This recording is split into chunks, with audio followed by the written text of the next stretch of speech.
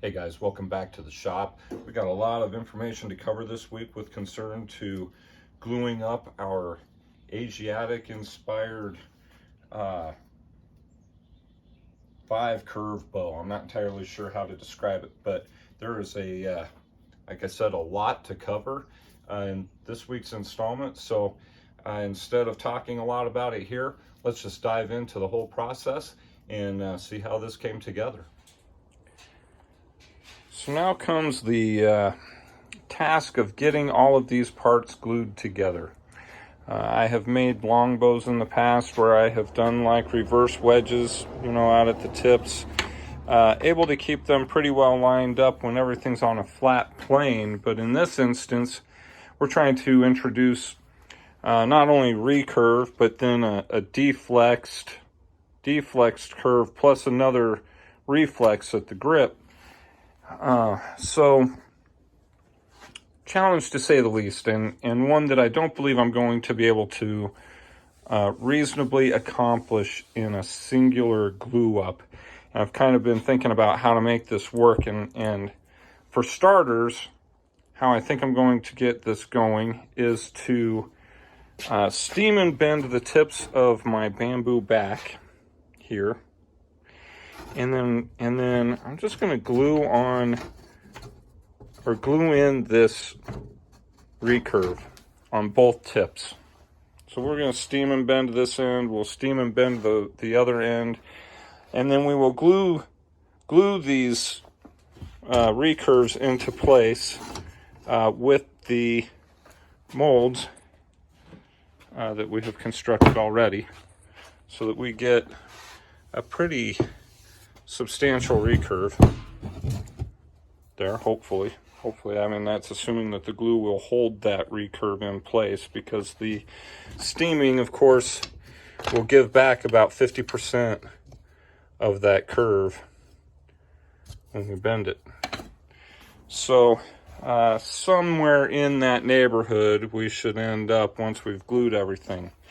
And then from there, I think I will then take what would be a 4-piece glue up, a back, a core, a riser, and a belly, and get those glued up in a singular glue up. So that's what we're going to attempt to get done here today. So I had to do a little bit of heat with a heat gun in the mold here to get these to at least hold this much shape for me. And included some tape here to just kind of minimize any of the squeeze out on our epoxy. I got that going on both ends of my limbs here.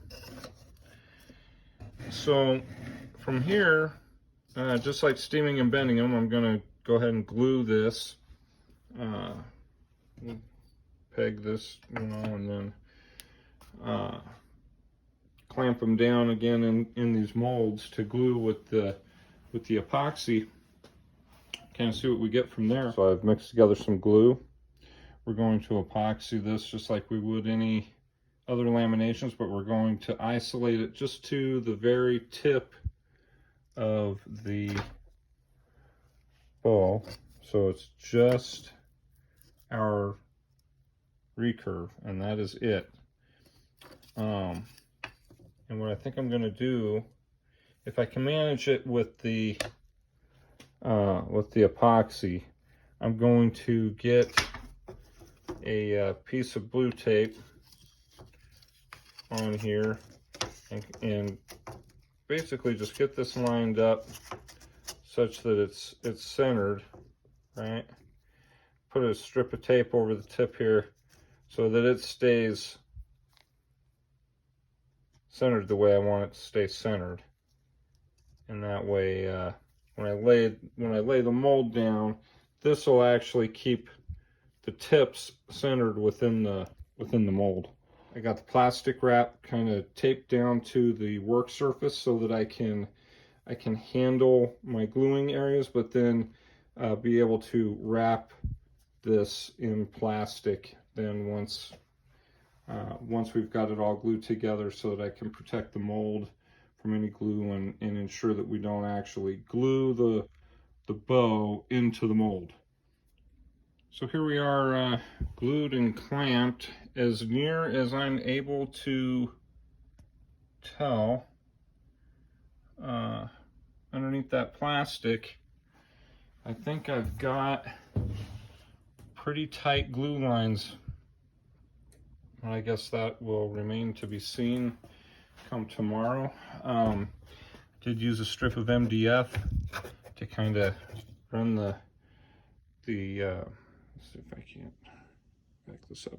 So a piece of MDF to help as a clamping piece, substrate, if that's what you want to call it, and a couple pieces of this kind of rubberized vinyl or rubber that I put right at the joint area where that feathered piece of oak, or not oak, but hickory runs out, so that I can really ensure that I've got a good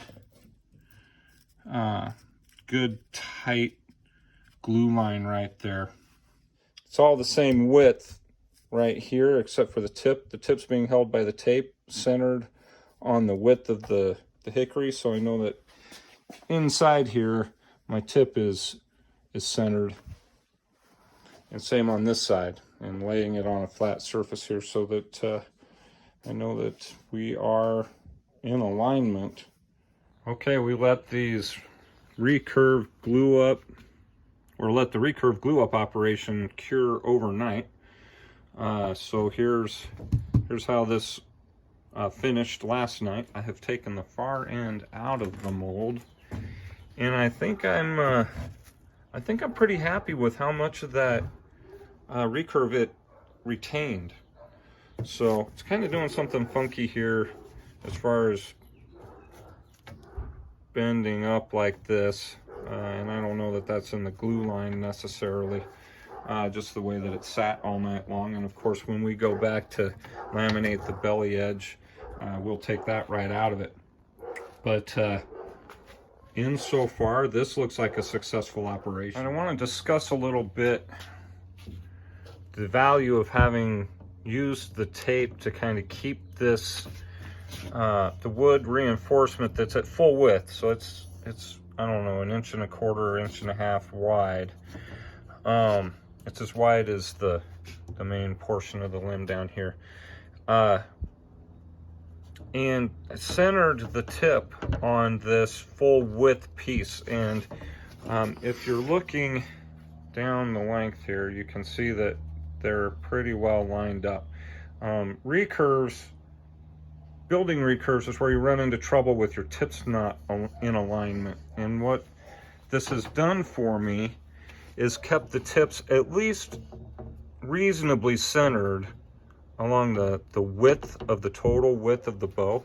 And that way, if I set it on its side, like I had it gluing up this way, then you know on a flat surface that the tips are off the table and centered the same on both sides. So now I can work on this bow while it's on its side, because the width of the mid limb, I guess this is mid limb, and the width of the tips are going to be the same.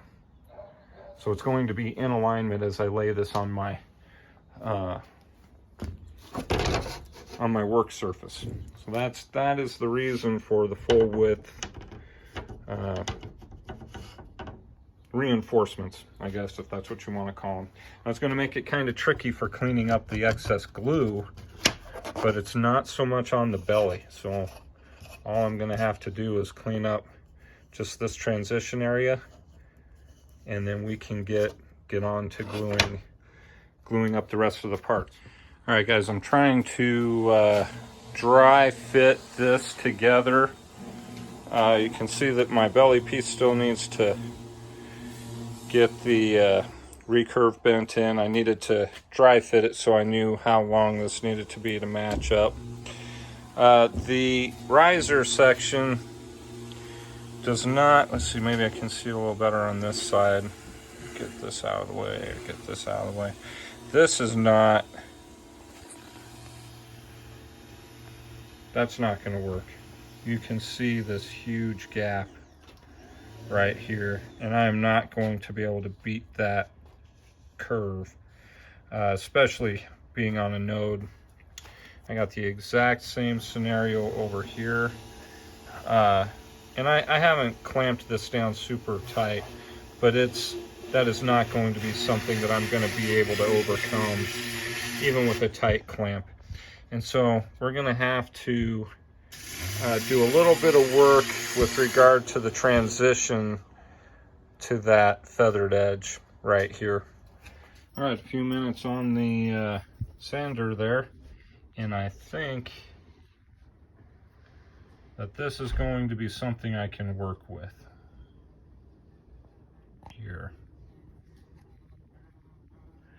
So we might ease this transition just a little bit more back into here, but a much longer feather. So the length of this thing stayed the same. Just really kind of backed up the feather on it. So awfully doggone close. Could probably get away with it just as it is right now. So all right, we are closing in. I am going to be heat treating and tempering the interior belly of this, the interior of the belly lamb. And I'm going to try and accomplish two things here. I've got I want to get a good temper on the inside of this piece of bamboo. So we're only going to really heat just the interior surface, and we don't want it to go through to the exterior. We want to kind of maintain it on the interior here. But as I heat this particular piece up, as we get out to the tip, of course, it's going to heat through pretty easily. So what I want to try and do is not only temper the main working portions of this limb, but then also take advantage of the fact that I've got it hot. And we're going to move this into my mold here and try and get some recurve put into this before we glue it, so that it'll glue together a little easier. So kind of dual purposing here. And this takes a while. Between the color, and you should be able to smell it. You can smell kind of a grassy smell, or hay, like a hot day in a hay bale, how that would smell. That's the smell that I'm starting to get right now. So I'm getting a pretty good temper on this, on the interior piece. And I'm going to try and take advantage of the heat here and move it into my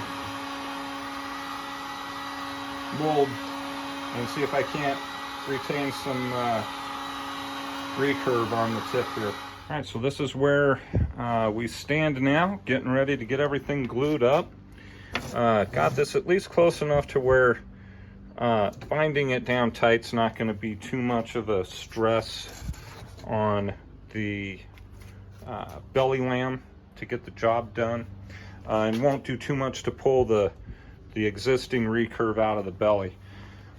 So now that I am done heat tempering these belly surfaces, and I've kind of got these recurves put in here, I kind of did that as an all-in-one operation. I still need to go back and grind these surfaces flat. Now that recurve is going to present something of a challenge for me to make that happen, but you know, this is just one of those things, slow and steady and careful eye to make sure that all we do is take out that slight crown that tempering produces, and then we will move on. I have experienced gluing issues for not taking out that crown. Even if I gotta go by hand and just sand this out to ensure that I scoop that crown out, then that's what I'll do. But okay guys, here is our dry fit.